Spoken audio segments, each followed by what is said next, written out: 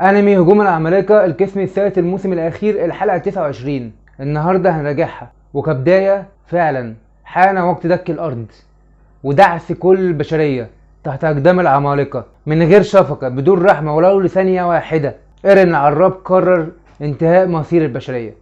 لو انت بتحب الافلام والمسلسلات ومهتم بالمواضيع ديت، يا ريت تدعمني بالاشتراك في القناة وتفعيل زر الجرس، ولو عجبك الفيديو متنساش تحط لي لايك، ويلا بينا.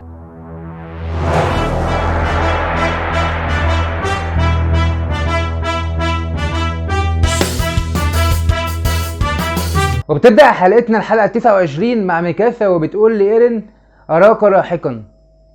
والغريبة إن لما صحي إيرين كان بيعيط، وهو أصلا مش فاكر كان بيحلم بإيه. فميكاسا بتقول له أنت بتعيط ليه؟ هو بيقول لها مش فاكر. بس طبعا احنا كلنا بإننا متابعين الأنمي من أول جزء فاحنا عارفين اللي حصل. إيرين كان بيعيط لأنه شاف لمحات من المستقبل اللي هو هيضطر فيه إن هو يدهس البشرية حرفيا. وبعدين بنروح للقطة إيرين وهو ماشي قبل الحرب وقبل كل اللي حصل اللي احنا شفناه في الجزء اللي فات. وبعد كده بنروح لإيرين وهو بيفكر في اللي هيعمله لما يحين وقت دهس البشر، لما يحين الرامبلينج. ساعتها بيقعد يفكر ان هو ما قداموش خيار تاني، لا اما هما لا اما شعب الإلديا، لا اما البشرية لا اما شعب الإلديا. وهو ماشي بيقابل طفل بيضربوه ناس بسبب ان هو حرامي. فرين بيرجع كده بدماغه ويفكر، انا شفت المنظر ده قبل كده، شفته في مستقبلي، انا هنقذ الطفل دوت. بس رين بيحاول يقاوم المستقبل ويحاول يقاوم اللي هو عارفه ان هو مضطر، ان هو مجبر ان هو يعمله، بس للاسف ما بيعرفش. وبينقذ الطفل، بيضرب الناس الكبيره كانت بتضربه وبينقذه. وبيقول لنفسه ان هو حقير زيه زي راينر، بل هو اسوأ من ذلك. والطفل وهو بيشكره على انقاذه ليه، فجأة ايرين بيحط ايده على كتافه وبيبدأ يعيط ويقول له انه اسف.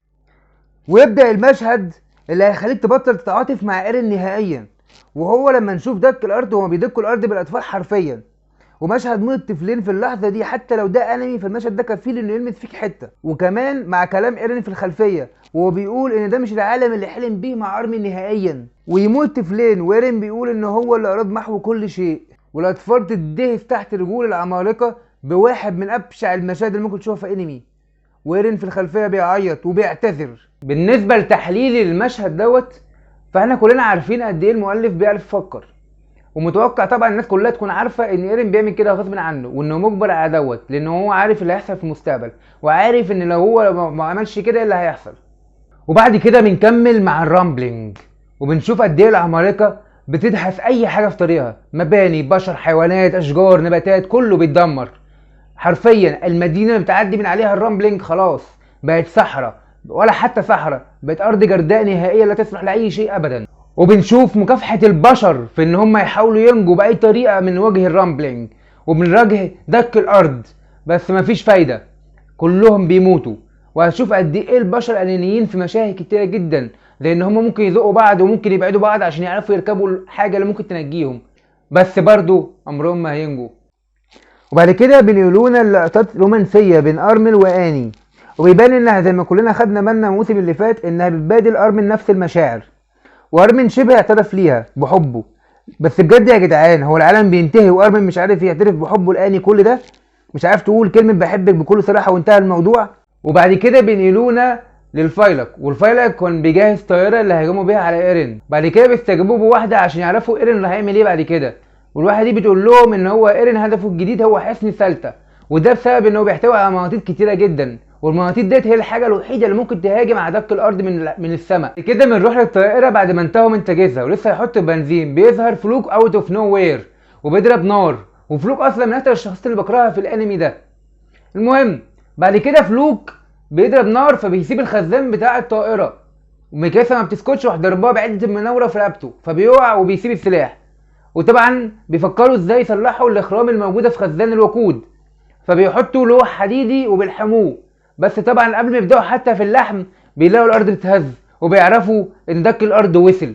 وبعد كده فلوك بيقول لهم ان هم ما ينفعش يوقفوا الشيطان بتاعنا اللي هو ايرين، ما ينفعش، لان لو وقفوه الالديان كلهم هيتقتلوا حرفيا، انتوا كده بتنتحروا حرفيا، بتقتلوا نفسكم، لو وقفتوا ايرين هتكون دي نهايه الالديان بالكامل. وبعد كده بنروح لارمن وراينر وهم بيعرضوا ان هم يوقفوا العمالقه لحد ما الطياره يقدروا يصلحوها، وبتتدخل هانجي، وساعتها هانجي بتقول لهم محدش فيكم هيتحرك، انا اللي هروح واخرهم، وبتسلم الرايه وبتخلي ارمن هو قائد الفيلق، وليفاي بيودعها، وبعدين بتروح تقتل في العمالقه علشان تاخرهم. والمشهد ده انا ما كنتش متوقع انها هتاثر بيه، ولكن المشهد ده وهانجي بتحاول توقفهم وبتقتل العمالقه وتوقعهم قدام بعض علشان تاخرهم، ووصل بيها الحال لانها ما يهمهاش انها تولع حرفيا من حراره العمالقه، وكل تركيزها انها تاخرهم لحد ما يقدروا يصلحوا الطياره. المشهد ده فعلا لازم يلمس حته فيك وانت تتفرج. وفعلا بيعرفوا ان هم يلحقوا يصلحوا الطياره ويهربوا من العمالقه، وهانجي بتأدي دورها 100%. وهانجي بعد كده بتفتح عينيها تلاقي نفسها في مكان تاني خالص وعلى الارض، وبتقول هل انا قدرت انا اخر العمالقه كفايه لحد ما يهربوا؟ فبيرد عليها القائد العظيم ايروين سميث وبيأكد لها ان هي ادت واجبها على اكمل وجه، وبكل بساطه بيقول لها تعالي احكي لنا عملت ايه. وبينتهي القسم الاول من الحلقه ديت، وبعد كده في القسم التاني بيبدأ بالفيلق وهو في الطياره وبيتناقشوا هيتعاملوا ازاي مع ايرين وازاي هيوقفوه عند حده. فبيقترحوا على ارمن ان هو يتحول لعملاق فوق ايرين، لان الانفجار اللي هيتكون من تحول ارمن هيكون كفيل بتدمير هيكل ايرين بالكامل، وهو ده المطلوب لان هم مش عارفين مكان جسمه بالظبط في العملاق بتاعه، لان قوه المطرقه بتخليه ينقل جسمه لاي مكان هو عاوزه. وبعد كده ارمن بيقول لهم ان ده هيكون الحل الاخير، لان هو مش عايز يضطر ان هو يقتل ايرين، فهو هيتناقش معاه الاول، واذا ما ايرين ما نفعش لكلامه هيتحول فوقيه ويموته.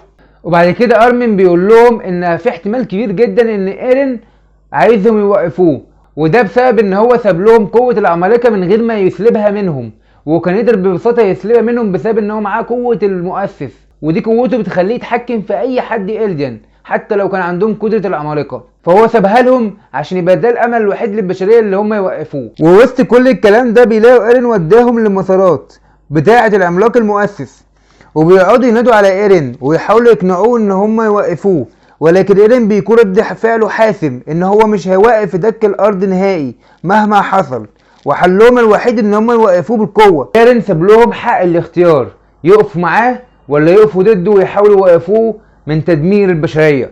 وبعد كده بنروح لحصن سالتا، وهناك بنلاقي ان القائد بتاعهم امرهم ان هم كل المناطيد تحلق في الهواء وتروح فوق العملاق المؤسس علشان يرموا عليه قنابل ويدمروه، بس ايرين مش هيسكت طبعا وفعل قدرة العملاق المؤسس. امرهم القائد بارسال القنابل على ايرين حالا عشان يدمروا العملاق المؤسس، بس ايرين كان بيفعل قدرة العملاق المؤسس عشان يكون شبيه لزيك بقدراته كلها، وفعلا الشبيه ده فضل ياخد طوب ويرميه على المناطيد لحد ما دمرها كلها في لمح البصر، وبكده انتهى الامل الاخير للبشريه. وفي وسط حزن وفي فقدان امل وسط دمار كل شيء بتيجي طائره من الجنب بتحلق بسرعه كبيره وبينزل منها فيلق الحريه، وراينر اول ما بينزل على راس ايرين بيتحول لعملاق المدرع وبيهجم على زيك على طول. وبتنتهي الحلقه هنا. ودلوقتي مع التقييم. تقييمي للحلقه طبعا باينه جدا 10 من 10، فانتوا لو مهتمين ان انا اعمل لكم مراجعه شامله بعد ما اخلص الحلقات، بعد الحلقه ما تخلص وانا اتفرج عليهم مره واحده هعمل مراجعه شامله بس هتكون طويله جدا، هراجع فيها بقى المسلسل من الموسم الاول لحد الموسم الرابع وفي نهايته، وهشوف نهايه المانجا. انا ما شفتش مانجا لحد دلوقتي بس انا عايز اشوف النهايه بتاعتها، لو النهايه اختلفت في الانمي انا عايز اشوف النهايتين هيكون عاملين ازاي اصلا. مبدئيا كده لو انت مش مشترك في القناه اشترك في القناه وفعل زر الجرس، ولو عجبك الفيديو ما تنساش تحط لي لايك، وسلام.